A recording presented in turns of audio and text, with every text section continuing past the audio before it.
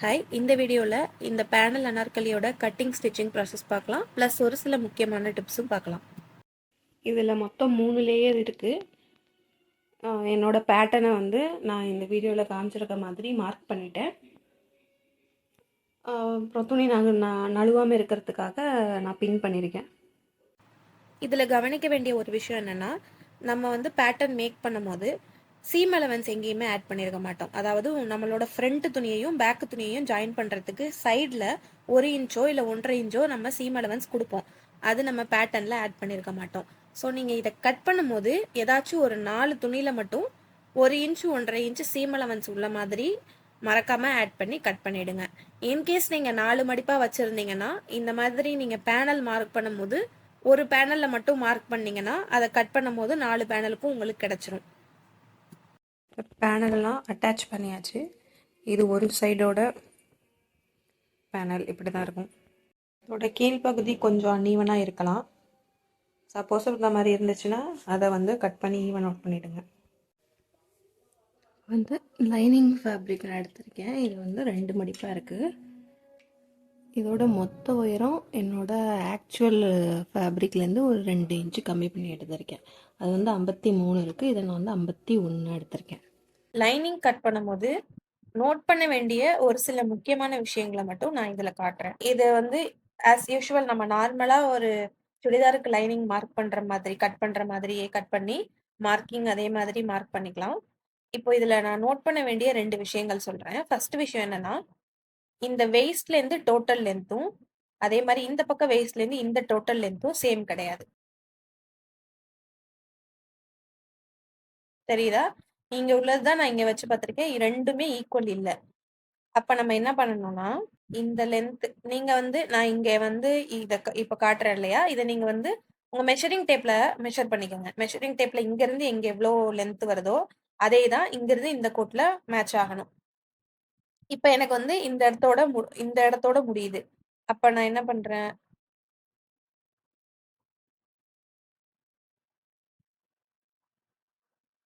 அப்படின்னா, இங்கேருந்து அந்த லென்த் மேட்ச் ஆகுற மாரி கர்வ் பண்ணிக்கணும். ஸோ எனக்கு இங்கேருந்து இங்க ஒரு 36 இன்ச் வருதுன்னா, இங்கேருந்து இங்கேயும் 36 இன்ச் வரணும். அந்த மாதிரி மார்க் பண்ணிக்கலாம். இது ஃபர்ஸ்ட் ஸ்டெப் நீங்க நோட் பண்ணணும். 2வதா நோட் பண்ண வேண்டிய ஸ்டெப் என்னன்னா, இந்த ஒரு லைன் நம்ம வந்து கிராஸா கட் பண்ண போறோம். ஸோ கிராஸா அந்த லைன் கட் பண்றோம்னாலே ஒரு ஃபேப்ரிக்ல அது பயாஸ்ல இருக்குன்னு அர்த்தம். பயாஸ்ல ஒரு ஃபேப்ரிக்கை கட் பண்ணா அதோட நேச்சரே அது ஸ்ட்ரெச் ஆகும். எக்ஸாம்பிள் 36 இன்ச் நீங்க கட் பண்றீங்கன்னா அது 37, 37.5 அந்த மாதிரி அது ஸ்ட்ரெச் ஆயிடும். அதை ஓவர் கம் பண்றதுக்கு என்ன பண்ணலாம்னா, ஒரு 1 இன்ச் வந்து நீங்க மார்க் பண்ணதுல இருந்து மேல தள்ளி மார்க் பண்ணி அதை கர்வ் பண்ணி கட் பண்ணிக்கலாம். இந்த 2 ஸ்டெப் மட்டும் நீங்க லைனிங் கட் பண்ணும்போது நோட் பண்ண வேண்டிய முக்கியமான விஷயங்கள். இதுல சீம் அலவன்ஸ் 1 இன்ச்சோ 1.5 இன்ச்சோ உங்களுக்கு தேவையான அளவு மட்டும் சீம் அலவன்ஸ் கொடுத்து இந்த லைனிங் ஃபேப்ரிக்கை கட் பண்ணி எடுத்துக்கலாம். லைனிங் ஃபேப்ரிக்கோட ப்ராசஸ் அவ்வளோதான். இதுல ஏன் நான் எல்லா அளவுகள் மார்க் பண்றதையும் காட்டலைன்னா, ஏன்னா இதுல நான் எந்த ஒரு புதுசான ஒரு மெத்தடும் ஃபாலோ பண்ணல. ஒரு நார்மலான சுடிதாருக்கு எப்படி மார்க் பண்ணுவோமோ அதே மாதிரி நான் ஃபார்முலா யூஸ் பண்ணி தான் இதுல மார்க் பண்ணியிருக்கேன். ஒருவேளை உங்களுக்கு இந்த மார்க்கிங் இந்த ஃபார்முலா நான் யூஸ் பண்ணியிருக்கிறது தேவைப்பட்டுச்சுன்னா தாராளமாக நீங்கள் கேட்கலாம். என்னோட இன்ஸ்டாகிராம் பேஜ் ஃபாலோ பண்ணிவிட்டு அதில் நீங்கள் டேரெக்டாக டிஎம் பண்ணுங்கள். நீங்கள் எந்த அளவுக்கு யோசிக்கிறீங்களோ எந்த அளவுக்கு டவுட்ஸ் வருதோ அந்த அளவுக்கு புதுசாக கற்றுக்க முடியும். இப்போ ஒரு சின்ன டிப், இது வந்து ப்ளஸ் சைஸ் உள்ளவங்களுக்கு ரொம்ப யூஸ்ஃபுல்லாக இருக்கும். என்னென்னா கீழே வந்து நம்ம கொடுத்துருக்க ஃப்ளேர் வந்து கொஞ்சம் ப்ளஸ் சைஸாக உள்ளவங்களுக்கு கம்ஃபர்டபுளாக இருக்காது. சம்டைம்ஸ் அது வந்து போதுமான இடம் இருக்காது காலை நம்ம ஃப்ரீயாக நடக்கிறதுக்கு. அந்த மாதிரி டைமில் என்ன பண்ணலான்னா, இங்கே நான் கொடுத்துருக்க மாதிரி நம்ம மேலே ஆம் ஹோல் கட் பண்ணியிருப்போம் இல்லையா, அந்த துணியை அப்படியே எடுத்து அதோட கரை பகுதியையும் நம்ம கட் பண்ணியிருக்க அந்த கிராஸ் லைன் இருக்குல்ல அதையும் ஒன்றா அட்டாச் பண்ணிவிட்டு நான் வீடியோவில் காமிச்சிருக்கேன் பாருங்கள். இது மாதிரி கிராஸ் பண்ணிங்கன்னா உங்களுக்கு வந்து எக்ஸ்ட்ரா ஸ்பேஸ் கிடைக்கும். இந்த டிப் தேவைப்படுறவங்க யூஸ் பண்ணிக்கலாம் இந்த வீடியோவில் காமிச்சிருக்க மாதிரி. இன்னொரு விஷயம், ஃப்ரண்ட் ஆம் ஹோலுக்கு நம்ம கை கொஞ்சம் உள்ள தள்ளி வெட்டோம் இல்லையா, ஒரு 1/2 இன்ச்சு, அந்த ஸ்டெப்பையும் மறக்காமல் ஆட் பண்ணிவிடுங்க. இப்போ மெயின் ஃபேப்ரிக்கை நான் வீடியோவில் காட்டின மாதிரி 2ஆக மடித்து அது மேலே லைனிங்கை நான் காமிச்சிருக்க மாதிரியே ப்ளேஸ் பண்ணிக்கலாம். இந்த இடத்துல நான் லைனிங்கில் ஒரு மிஸ்டேக் பண்ணியிருக்கேன். அது என்னன்னு தெரிஞ்சால் கமெண்ட்டில் சொல்லுங்கள். இதை மார்க் பண்ணணும். இதை இதே மாதிரி மார்க் பண்ணி இந்த லைன் இங்கே வந்து நம்ம ஒரு நாச் கொடுத்துருக்கோம் கரெக்டாக. இந்த நாச் வரைக்கும், ஏன்னா இங்கே சீம் அலவன்ஸ் விட்டு தான் கட் பண்ணியிருக்கோம் நம்ம, அதனால் நீங்கள் இந்த லைனையே மார்க் பண்ணிக்கலாம். எக்ஸ்ட்ரா இது விட வேண்டியதில்லை. இங்கே வரைக்கும் சேமாக கட் பண்ணிவிட்டு, இதுக்கப்புறம் வந்து நீங்கள் வந்து இந்த லைனிங்கோட மார்க்கை ஃபாலோ பண்ணணுன்னு கிடையாது.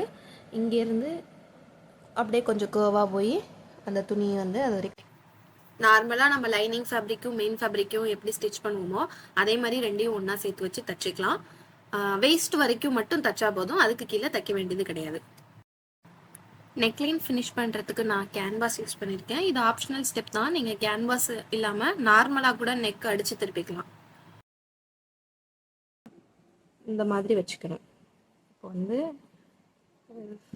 இது பேக் சைடு, இது ஃப்ரண்ட் சைடு. இல்லை நான் எப்படி வைக்கிறேன்னு பாருங்கள். இந்த கொடுத்துருக்கோம் கேன்வாஸ், இந்த கேன்வாஸை வந்து இந்த மாதிரி வெளியில் எடுத்துக்கலாம். எடுத்துட்டு இங்கே ஒரு தையல் போடணும். போடும்போது காட்டுறேன். பின் பண்ணியாச்சு. இப்போ இதை வந்து தச்சிடலாம்.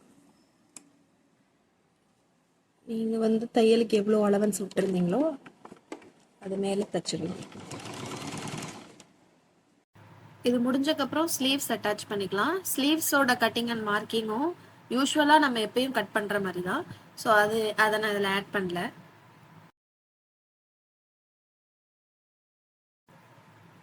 இந்த ஸ்டெப் ஒரு எக்ஸ்ட்ரா ஸ்டெப் தான். இன்கேஸ் உங்கள் துணி வந்து டிரான்ஸ்பரண்டாக இருந்தால் மட்டும் இதை யூஸ் பண்ணிக்கலாம். கை ஜாயின் பண்ணக்கப்புறம் இந்த மாதிரி அந்த உள்ளே கொடுத்துருக்க தையல் வந்து வெளியில் தெரியும். அது எப்படி நம்ம தெரியாமல் பண்ணலான்னா, நான் வீடியோவில் காட்டுற மாதிரி அந்த சீம் அலவன்ஸ் பகுதியை வந்து நம்ம உடம்போட சேர்த்து வச்சு ஒரு தையல் போட்டுறணும். அதுக்கப்புறம் ஸ்லீவோட எண்டில் பார்டர் வச்சு தச்சிடலாம். நெக்ஸ்ட் சைட் ஜாயின் பண்ணிக்கலாம். அடுத்து சைடு ஜாயின் பண்ணிக்கலாம். நான் வீடியோவில் காமிச்சிருக்க மாதிரியே ஜாயின் பண்ணிக்கோங்க. இதில் வந்து வெயிஸ்ட் வரைக்கும் தச்சக்கப்புறம் மெயின் ஃபேப்ரிக் ரெண்டையும் உள்ளே விட்டுருங்க. அது மேலே தையல் போட வேண்டாம். அதை உள்ளே நகர்த்திட்டு லைனிங் ஃபேப்ரிக்கை மட்டும் தனியாக எடுத்து அது ரெண்டையும் ஒன்றா ஜாயின் பண்ணி இந்த வீடியோவில் காமிச்சிருக்க மாதிரியே ஃபுல்லாக லைனிங் ஃபேப்ரிக் முடிகிற வரைக்கும் ஸ்ட்ரைட்டாக ஒரு தையல் போட்டுக்கோங்க. துணியை ரொம்ப இழுத்து தைக்க வேண்டாம். இல்லைன்னா கீழே வந்து ரெண்டும் மேட்ச் ஆகாது, ஒன்று முன்ன பின்ன ஆகிடும். அது எப்படி இருக்கோ அதே மாதிரி வச்சு தைங்க. தைச்சிங்கன்னா கீழே வந்து உங்களுக்கு துணி வந்து முன்ன பின்ன ஆகாமல் சமமாக இருக்கும். இப்போ லைனிங் ஃபேப்ரிக்கை தைச்ச மாதிரி உள்ளே இருந்து மெயின் ஃபேப்ரிக் மட்டும் தனியாக எடுத்து அதையும் அதே மாதிரி எண்டு வரைக்கும் தச்சிடலாம். இந்த வீடியோவில் காமிச்சிருக்க மாதிரி ஃபாலோ பண்ணிக்கோங்க. இந்த பார்ட் 2 வீடியோவில் நான் ரொம்ப முக்கியமான விஷயங்களும் கவனிக்கப்பட வேண்டிய விஷயங்களும் எங்கெங்கெல்லாம் நமக்கு மிஸ்டேக்ஸ் வரும், எங்கெங்கெல்லாம் நம்ம வந்து கவனக்குறைவாக இருப்போமோ அந்த இடங்களை மட்டும் நான் ஹைலைட் பண்ணி காமிச்சிருக்கேன். மற்றபடி ஸ்டிச்சிங்கிறது வந்து எல்லாருக்கும் ஒரு ஓன் மெத்தட் ஆஃப் ஸ்டிச்சிங் இருக்கும். அதை ஃபாலோ பண்ணி நீங்கள் ஸ்டிச் பண்ணிக்கலாம். அதனால நான் அதில் ரொம்ப கான்சென்ட்ரேட் பண்ணலை. அதே மாதிரி ஒரு பேசிக் பாடி பார்ட்டாக இருக்கட்டும், ஸ்லீவ் பார்ட்டாக இருக்கட்டும், நான் இதில் வந்து ரொம்ப மார்க்கிங் எல்லாம் கவர் பண்ணல. ஏன்னா ஐ ஹோப் அது வந்து ஈஸியாக எல்லா இடத்துலையும் கிடைக்கும். ப்ளஸ் அது வந்து உங்களுக்கும் தெரியும் நம்புகிறேன். இன்கேஸ் அதுவும் தேவைப்பட்டுச்சுன்னா தாராளமாக நீங்கள் கமெண்ட் செக்ஷனில் சொல்லுங்கள். ஸோ நெக்ஸ்ட் வீடியோலேருந்து நான் அந்த பார்ட்டையும் டீட்டெயிலாக இன்க்ளூட் பண்ணுறேன். இப்போது லைனிங் ஃபேப்ரிக்கோட கீழ்ப்பகுதியை மடித்து தைச்சிக்கலாம்.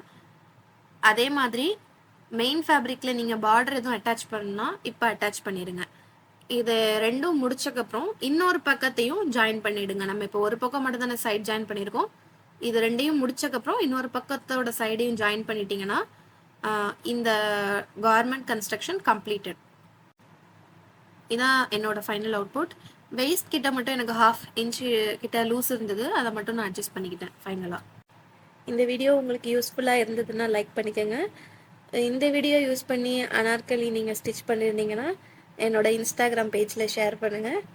எனக்கு ரொம்ப சந்தோஷமாக இருக்கும்.